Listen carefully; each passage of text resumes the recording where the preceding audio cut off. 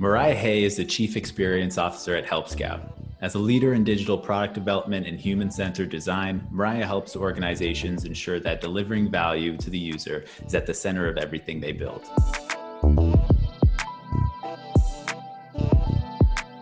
I just got a book I was really excited about that I saw somebody talking about on Twitter. I didn't start reading it yet, but it's my next one, called Design Justice, Community-Led Practices to Build the Worlds We Need, which kind of talk about digital design and how we need to design things in ways that are, ethically equitable for the people that they serve, all of them. So I'm very excited. It seems like a incredibly well-researched book. I feel like this is like the third person in a row on a podcast that's like recommended us a book. Yeah, we really got to get on it.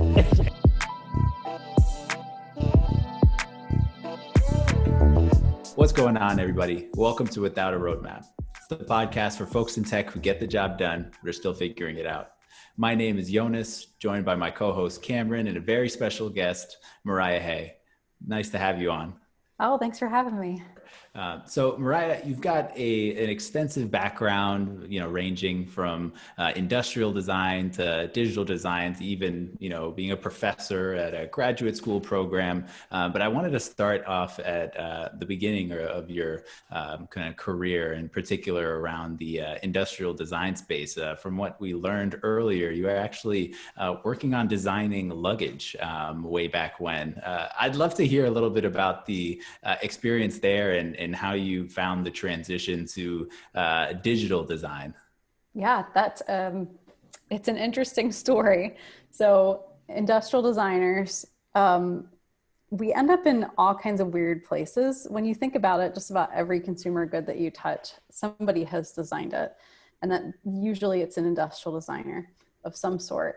And so I was just trying to get my foot in the door into any job out of grad school, and a company in New York decided to invest in me as a new student, recently graduated student, called Briggs & Riley Travelwear. And what they did was upright suitcases, other different kinds of suitcases and business cases. And the unique thing about them, and the challenge for me, was they had a lifetime warranty on their luggage. And when you think about luggage, it gets a lot of abuse, right? And if you don't design it properly and it breaks, so that's going to cost the company a lot of money. So we put a whole lot of time always into making sure that the luggage was just like the highest quality possible, so we wouldn't have those breaks. It wouldn't cost the company a ton of money.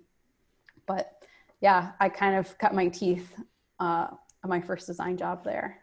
I'd love to hear your kind of experience transitioning from the industrial space into working in digital product. Are there a lot of kind of process similarities, or did you feel like it required a complete mental shift in how you approached design? There are a lot of similarities in product design between different types of product design. One of the things I loved about my education at Savannah College of Art and Design in industrial design is they talked a whole lot about how do you understand a person and what they need and the problem that you're trying to solve with the product that you create for them.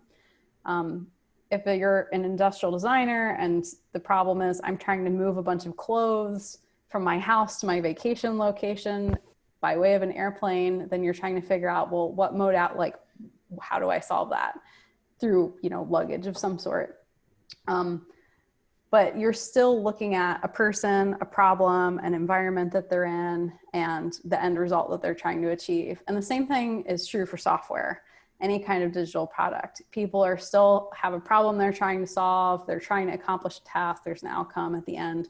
And so I think that when I made the transition to digital, the B2C app market had just started to take off with the advent of the iPhone and smartphones in general. I'm going to sound old now.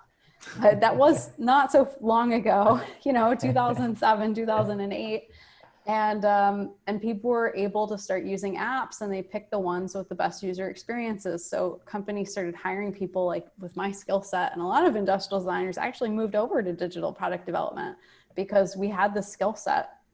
And historically, companies that would create software, it was mostly business software. Mm-hmm. And as long as it could execute a function, the user experience didn't matter to them so much. So you had a lot of janky, terrible software to work with. But once, the dollars came in through customers, that changed. I think the main things that I needed to start thinking about differently were what were the technological limitations? So with industrial design, you're limited by materials and process, and being able to produce something in a factory or wherever it's going to get mass produced. With digital development, it's more about what can the technology make true or make possible through the digital design. I think a lot of designers used to get much more frustrated because they would design these beautiful graphic user interfaces and then we couldn't actually code them. But that's changing a lot now. There are a lot more languages. Technology is getting better. We can do things through algorithms and make them smart. So it's kind of a brave new world of people being able to have fluidity into digital development. Right. I like how you typed back in Apple's old marketing slogan with the brave new world. I like that. I don't know if that was intentional or not. Nope, it's probably just marketing embedded in my head. It worked out perfectly though. So you did go into digital product design after the stint with industrial design, but you also, as Yonas mentioned earlier, you were a professor teaching some of design management there. So can you walk us through first teaching the stuff you learned during digital product design aspect of your career, and then also how you've been applying that since you've now started in your other career ventures? Absolutely. So when I was teaching, it was less around how to design something. I wasn't teaching color theory or graphic user interface design. What I was teaching was, how do you go figure out who to talk to, humans, so you can really learn their problems? How do you synthesize that information to translate it into business opportunities? And then how do you communicate that to a team in a way where you can execute on making it happen and bringing it to life? And so a lot of what I taught was really more human-centered design, design thinking, process management, rather than the actual execution of something, say, more detailed like graphic user interface design. Nice. And then what were some of the like the practices or kind of, what's the word I'm looking for, that you do in school? Some of the experiments, whatever you may call them, I'm forgetting like my academic knowledge or the terms used. What were some of like the group exercises? That's the word, exercises. What were some of the exercises you may have done like with your students to kind of teach that? Like, did you go through some of the things you may have experienced in your career being in digital product design and trying to put them in those shoes and walk them through that process, and maybe showing them how you would have done a thing or approached a certain situation, things like that? Case studies can be helpful like that, which are like, hey, look at how my team did this. But I'm actually, with the learning process, you more try to teach the overall why you're trying to do something. So the why that I'm always trying to teach is, we're trying to get to an outcome we're trying to create for a human, which is solving the problem. How do we solve a problem? So I teach things like qualitative and quantitative research, which is the first step. How do you go talk to somebody in an unbiased way where you're not leaning on what you like? People love to design for themselves or design for their mom or design for their friend, but there is a art and science towards, here's this person I've never talked to before. How do I walk a mile in their shoes so I can understand their problems, and then do that with a bunch of people so that I can solve the biggest problem, so I can hit product market fit, because I'm not actually designing for myself, I'm designing for a particular cohort of people. And so I teach a lot about that. And I also tell a lot of cautionary tales around how if you don't do that and you design for yourself and you are very biased in your qualitative and quantitative research and synthesis, you can sink your company, you can create bad design, or at its very worst, you can actually hurt people. So if you are in a field like medicine, and you design a telemonitoring platform that doesn't perform, and the outcome that platform is trying to do is like help a nurse understand if a patient is doing well or not. And the nurse is, if you don't create that outcome and the nurse lets the patient die, it's actually it could be the platform that failed and you could kill people. So I provide plenty of cautionary tales in there. I recently talked to a Harvard Business School class, and we looked at a case study of the Robinhood app. And I guess it was in the last couple of years, there was a fellow that thought that he went way into debt and committed suicide. And so we said, let's do root cause analysis. Like, what went sideways? What went wrong? how do you stop that from happening in your companies or in your startup or in your digital app? Because it might not just be a medical field thing. People, you know, we can put people in peril because we've got a lot of power with what we do that people just don't stop to consider. So I try to give people like that ethical little voice in their head when they're designing things and solving problems. I do like that.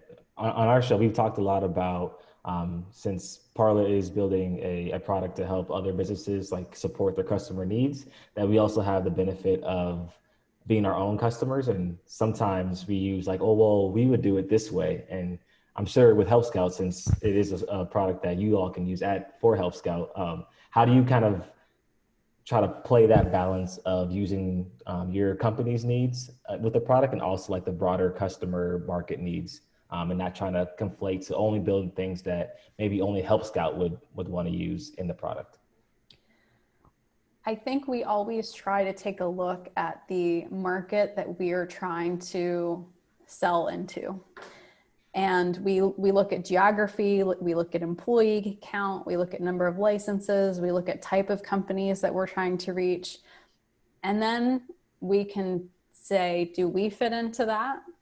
Like, are there our internal signals going to serve us? And we do actually serve a lot of companies that look like us. So we do dog food our own product, very much so. But we also spend a tremendous amount of time talking to our customers or customers that we want to reach that may or may not look like us because they might be much smaller than we are. And so they would probably, so for example, so our company is a software company and we've got under 200 employees, but there are companies that use us that run hair salons or are plumbers. And so they have very different needs than us and they use the mobile app very differently than we do. And so we go through and make sure that we have very clear personas on the people that we want to talk to, and teams are very careful about sourcing folks that aren't just like us, but also are in different segments that might use different parts of our product, like our mobile app. Yeah, but one of the really interesting things that was mentioned on our podcast before is that, especially as product people, we're so consumed with, our own product that we assume that it's 100% of the end user's day, that they're fiddling with it, trying to, figure out how best it works. And in reality, there's a small, minuscule percentage of their day where they're invested in using your tool and they just really need it to work in the way that they need it to. And you're really designing for that moment, trying to make that as easy and successful for them. But yeah, super interesting. Anyways, I wanted to shift a little bit to talking a little bit more about experience in kind of organizational design, really just the idea of helping teams, work together efficiently and drive towards shared goals. But I'd love to hear a little bit about, your role in helping shape organizations, in particular, using human-centered design as a way to kind of drive each cross-functional team's shared goals. Like, how have you been able to do that in your experience? And what are some of the kind of concrete benefits that you've seen come from those efforts? When it comes to operationalizing human-centered design, the first thing that has to happen within a company is that leaders agree that that is an important way of solving problems. Because if everybody's not on the same page, then you can't align the next couple of things I'm going to talk about. But once you get once that happens, particularly between product design, product management, engineering, and data, all of those cross functions and cross-functional roles that have to work together to make something happen, they all have to have that overarching philosophy of we're going to do this in a human-centered way. Once you figure that out, then you can go, okay, cool. What practices do we need to all learn and skills we need to have to make that a reality? And so that's looking at, how do you look at data qualitatively and quantitatively? How do you partner with your customer experience, your customer support team and sales to hear what's happening in win-loss data and customer support requests for features or things that are broken to get those fixed? How do you arrive? What practices do you use as a team to arrive at the thing that you're going to build? And then how do you ship it and see that what you've shipped creates that business outcome for the user that you're trying to solve? So there's practices that have to align with human-centered design.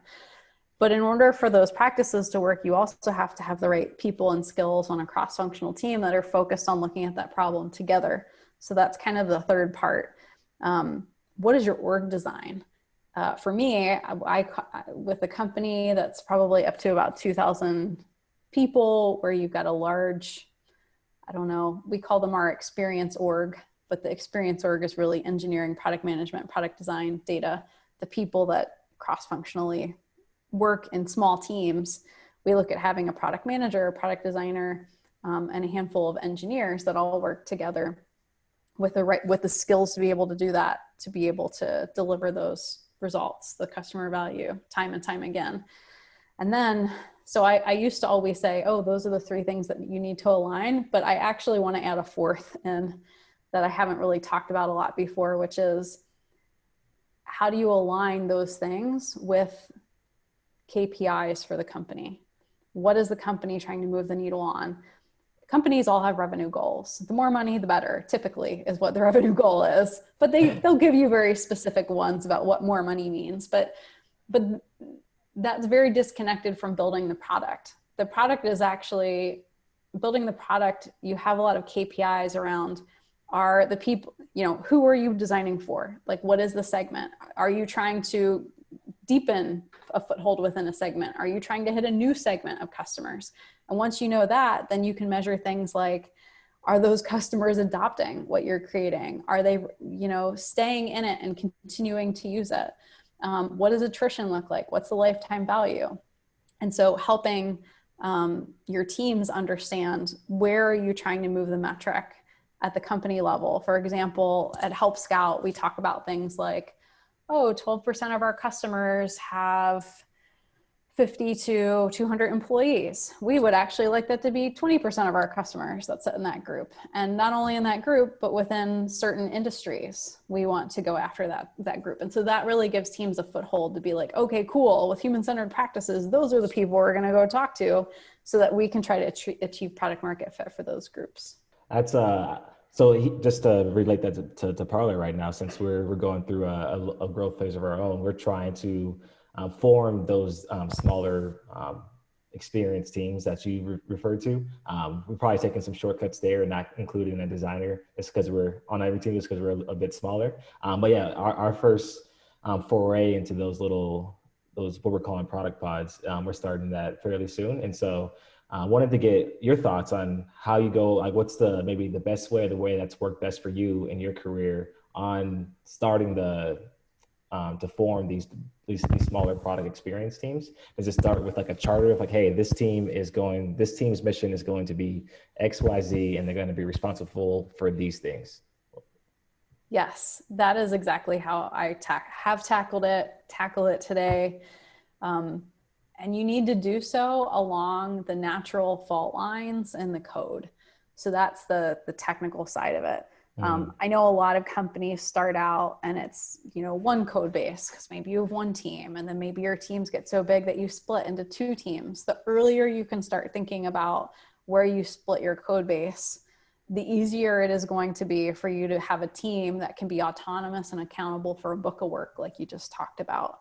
It's hard to do, but it's so important. And the earlier you can do it, the more effective you can make teams, and the less likely you are to slow down in the future to have to do major reworking. Got it. And that was gonna be my next question. Like, as say you're working on one product line and it's becoming super successful, and you want to obviously increase or double down on the feature set within that product line, how do you then split those teams up into smaller, more autonomous units, instead of having one product pod that has like 10 engineers? Now you have 2 PMs working on the same product line. Yeah. I mean, the technical infrastructure, like I mentioned, it plays into it. But the other part is, you really want a solution that somebody's thinking about. Like, you get a team focused on it, you want to eliminate as many cross dependencies as possible between teams. You always have them, and as you get bigger, there will be more of them. For example, like you might start out with a team that is, doing everything, and then Very rarely does a team split off and focus on another product. Usually they're just splitting off and focusing on a specific part of that product. Right. Like maybe you need a team that really focus, like maybe a search feature is very important in your product and crucial, and it needs a lot of thought. You might split a team off and does that search. That search also is, it's referencing other people's databases and pulling in data. Yeah. It sits in the middle of the user experience of somebody else's design thing. So you will always have those handshakes that happen. Right. But if you can think about, well, what is the job that search is trying to do, and freeing up the rest of the team or the other team, if you are splitting into two teams, and you're very clear about what is this other discrete job that a user might be doing, it becomes easier for your teams to rally around their problem space. Yep. And communicate when they need to around dependencies across, because those will always pop up unless it is definitely two different products that don't work together at all. Right. I think my last question or just thought on this topic is, when you're either forming new teams or starting teams from the first part or from the very beginning, how have you dealt with team members being super passionate or super just in love with the area of the product they're working on, and now you're either taking them away from that or you're adding them to a product team that is involved in something else that they never worked on before? Because earlier in my career, I went through a period where I probably got shifted teams like 3 times. So that's also like the other aspect of it, is where you're having all these org changes, and all of a sudden you're working on this team, and then 2 months later you're working on another team, and then another 2 months later you're working on both teams. And so like, how do you deal with employees maybe losing some motivation, or maybe being upset that that you're shifting them to teams that they may not want to be a part of, just because they've been so in love with what they've been doing the last however long they've been working on that other team? Yeah. Well, typically when you are moving teams around, it actually involves a lot of hiring. And so what I like to try to do is lean on people that have been there longer, being able to stay on their team, or like opt in to moving to a new team that you're hiring for. And I like to grow and split teams as well. So for example, say I have one team that just works on our shared inbox, say at Help Scout. And then I want to grow and split that team because part of shared inbox is our left-hand nav. And I feel like that could really use its own love and its own team. I would take that original team. I would say, we're going to start hiring because we're going to do a grow and split, but we're going to add, enough engineers on to then be able to have that mental space to be able to do it. And typically by the time a team gets large enough that it becomes stand-ups become painful or whatever, like they're ready to split and they're like, all right, let's do it already. And as I get the engineers going, I talk to the PM and designer and I say, do you want to stay with this team? Do you want to try this new opportunity? In my perfect world, like I would say, keep a original product manager on one and move a designer to other, or vice versa. But good product managers and product designers, you can hire people and they don't necessarily need to have all that contextual knowledge to come in and be successful, particularly if you have people that have already been working on that space because you're growing and splitting a team with engineers. So I haven't run into a lot of issues where people were very unhappy about a move. Typically what they're more stressed about is, well, both of them sound interesting. I don't know, like, what's the right move? How do I decide? Am I going to miss working with people? Oh, there are all these things, consternation around the actual decision, and less about, oh, I feel bad because I was told to go do something else. Yeah, and I imagine most of those situations feel like, almost like a promotional opportunity, so, to be moved from one team to another, I guess, depending on the person, might not feel like as stressful of an event. It might be something more exciting. Yep. Yeah. Well, fast forwarding to present day, you're currently the Chief Experience Officer at Help Scout. The company's a brand name, it's a very, well-established company, and they brought you in, partly because of your experience in kind of organizational design, but also to lead the product experience. So it'd be really helpful if you could actually define what, the product or company experience or whatever you think, the chief experience officer and their role entails, and what that means at Help Scout today. Yes, that's a great question. So Chief Experience Officer is kind of a newer term I've seen in the industry, but basically what that means is it's a leadership position that governs and provides like a strategic leadership for product management, product design, engineering, data, if there's a data science function within the org, both machine learning and data science, and any other role that might sit on a team that is responsible for delivering that customer value through creating and maintaining the offering that the company sells. I have seen in other orgs where you don't have this person, and you might have a CTO over engineering and a chief product officer and then a head of design, but they are busy setting the tone for the discipline within the org, hiring the right people with the right skills staffed onto the team, like understanding what the signals are from customers, and running their orgs. And what that does is it leaves very little time for the strategy at the highest level, which is very crucial for trying to inform the whole org of who are the customers we're going after, why are we going after those markets, how do we partner with sales and marketing in order to create a really strong go-to-market motion. And when I started interviewing with Help Scout and I was looking at the org design, I said to my CEO, I said, if you hire me, this is what I recommend happen, because otherwise you're going to have leaders that aren't paying enough attention to this, and they don't have that leadership to be able to be as effective as they can with this half of your company, because it is half of the company. And so, I just hired a head of product. I came in, I brought in human-centered design, I staffed the product management team, I changed some of our practices. And then now I've hired a leader for that product management group, and I'm stepping into this role. And my goal is really to look at what are the company KPIs we're trying to move the needle on? How do we arrange groups of people so that they can go after those very clear goals? And then how do we look at success and be very rigorous around, hitting those goals? So, in my mind, it's a very strategic position, and it's one that partners across the entire leadership layer of the company in ways that I haven't seen. Some companies have done it, and some companies, I think it still is a struggle for. Yeah, so it's definitely aspirational. I think a lot of executive teams like to say that they have their finger on the pulse of the customer and their needs, and it seems like this role is almost a shortcut to having that pulse more closely within the team. It can be.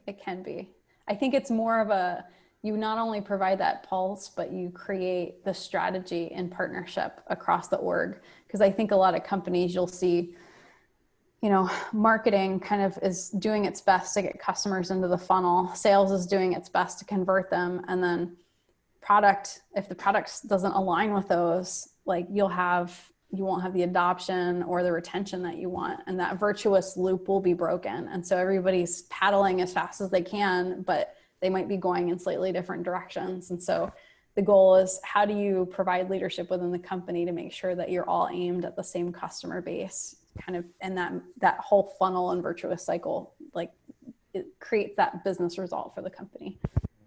I think your answer to that leads perfectly into our final question of the day. And that is, what are some of the ways you try to empower individuals amongst all the teams within a company to work towards shared strategic goals?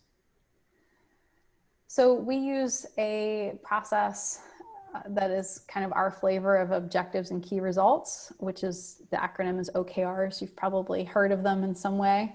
Mm-hmm. And it's not just top down. Yes, we have these areas that we're trying to move into as a company, but our boots on the ground, our teams hear a lot more and have a lot more data input to them than we'd get at the leadership level. So we kind of do a process where the leaders are looking at, where are we trying to go as a company? The people that are on the teams have these detailed visions of where the roadmap could help go. And then we kind of work towards each other every quarter and go, how do we connect that? And it gets harder as companies get larger. I think that, one of the fun things about Help Scout is we're at this really nimble size. And so you're only a couple people from the CEO at any given time. And it's very easy to have these conversations. I think what gets trickier is as companies get larger, these processes become way over detailed, right. over processed in order to try to create the result. And so I think that, companies that try to stay as nimble as possible around these processes and then try to empower the largest group of your employees to be able to provide input and insight into what success could look like, I think is more successful for companies ultimately. It's super helpful. And, this is really useful for us as we enter kind of this growth stage to hopefully try and apply some of these learnings. So as we wrap up, just want to say thank you so much, Mariah. This has been really informational, and look forward to keeping in touch with you and hopefully starting a book club. Oh, sounds great. I love it. I'm in. Thanks for having me. Thank you for coming on. And for everybody listening out there, don't forget to like and subscribe to the podcast.